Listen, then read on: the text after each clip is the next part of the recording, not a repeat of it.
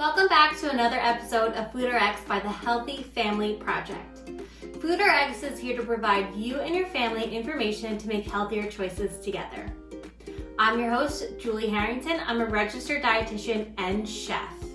Before we dive into our topic of heart health, I would like to say a big thank you to the National Watermelon Promotion Board for sponsoring this episode. Heart health is so important. Our heart alone plays such a big role in keeping our bodies healthy. The heart carries oxygen to every part of the body. So you're never too young or too old to start choosing some heart healthy choices in our diet. There's no quick fix to a heart healthy lifestyle. It's more of this overall healthy diet.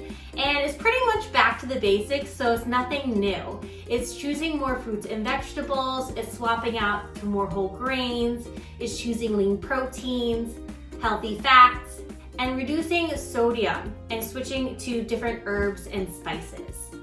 Increase your fruit and vegetable intake. Our fruit and vegetables are packed with fiber that can help with lowering cholesterol levels, plus they're packed with antioxidants. So when you think of the different colors like this pink watermelon or green snap peas and blue blueberries, all those different colors mean different antioxidants.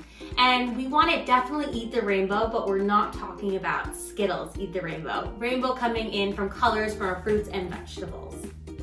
Try to swap out at least half of your grains to be whole grains. And the whole grain is going to have that heart health benefit. And when it's a whole grain, it's meaning that the whole grain is still intact, meaning the bran, the germ, and the endosperm. And all those together are going to increase the dietary fiber, B vitamins, vitamin E, and some healthy fats in there.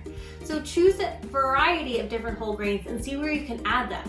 Even if it's starting by doing a whole wheat piece of bread and a white piece of bread in your sandwich every day. Swap in unsaturated fat in place of saturated fat, like swapping in olive oil in the pan when you're cooking instead of butter, or choosing nuts instead of chips as a snack, or even including avocado on your bread for a sandwich instead of that mayonnaise, and still give it that creamy consistency. Excess sodium comes in a lot of our processed foods. So if we can try to eat more of a balanced diet through our whole foods, that's a great step to reducing sodium first off. But then as we cook with food, we need to understand salt's purpose. It's not meant to make our food taste salty. It's meant to enhance the flavors that we're working with.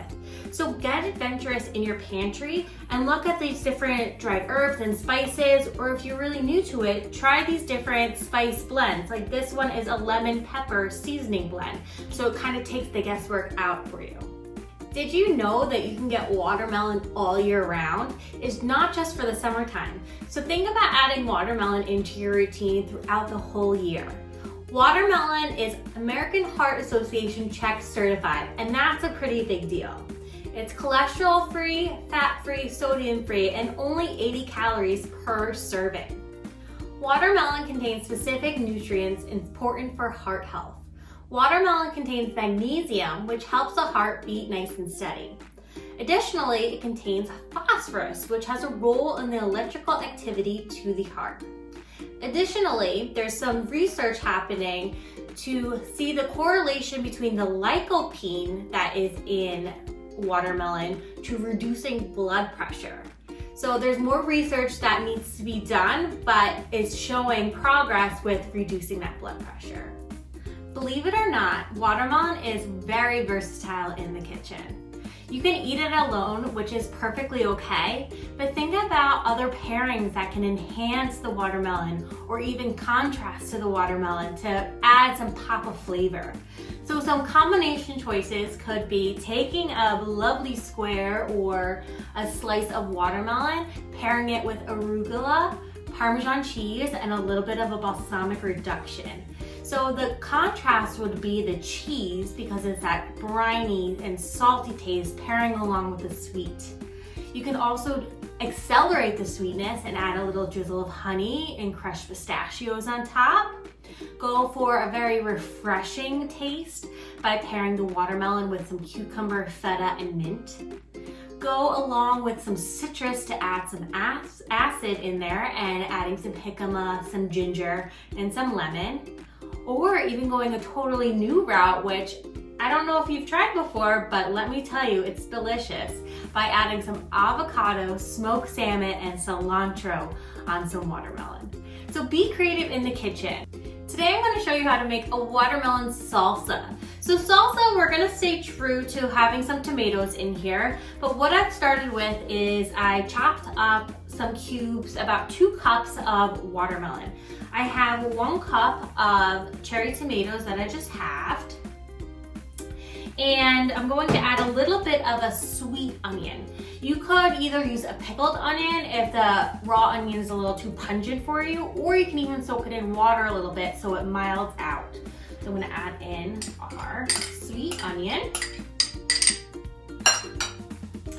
And then I have some fresh basil here. So we're going to cut it in a chiffonade, and chiffonade means ribbon-like. So what I'm doing is I'm just stacking the leaves on top of each other, and I'm going to roll it up as tight as I can.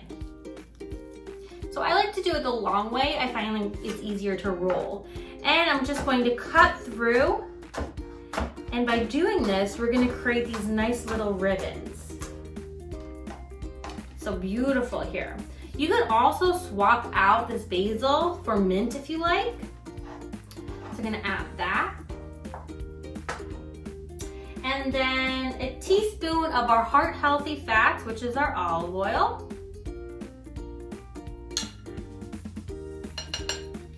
And a teaspoon of balsamic vinegar. So that's going to add some acid.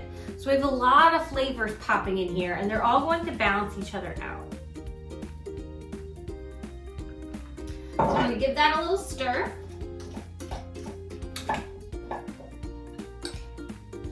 Oh, this looks beautiful. So you can serve this alongside, I have some multi-grain tortilla chips. That's easy to serve if you want just a little snack. Or you can serve this on top of some grilled salmon, some grilled chicken to switch it up a little bit at dinner time.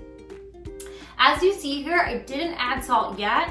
I'm definitely gonna taste this first before and see if I need that little extra pinch of salt, because again, salt enhances the flavor. It's not meant to make our food taste salty.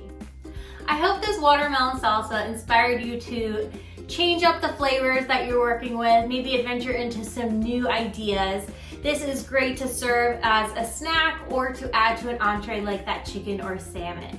So if you're looking for more watermelon inspiration, especially my favorite, how to use the watermelon rind, we have some really great recipes over at healthyfamilyproject.com/foodrx. Thanks for joining us, and we'll see you next time.